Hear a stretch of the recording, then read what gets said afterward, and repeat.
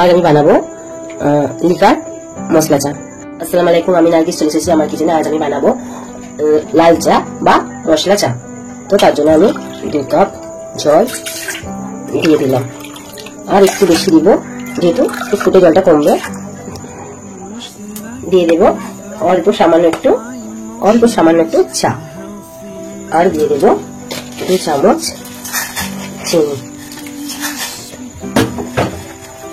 আর অল্প একটু নুন, স্বাদ আনার জন্য অল্প একটু নুন। এটা কিছু সময়ের জন্য বয়েল হতে ছেড়ে দেবো। যেহেতু লাল চা বেশি লিকার করা যাবে না, অল্প লিকার করবো, তো আমি লিকার চা করে এর মধ্যে আবার আমি মশলা অ্যাড করবো। কিছুক্ষণ ধরে এটাকে ভালো করে বয়েল করে নিতে হবে। এটাকে ভালো করে বয়েল করে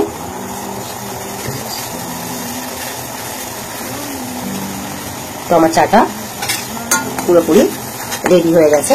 এর মধ্যে আমি এবার মশলা অ্যাড করব।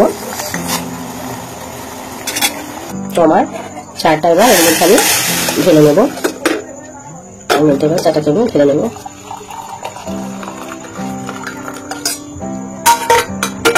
এবার এর মধ্যে দিয়ে দেব কিছুটা লেবু।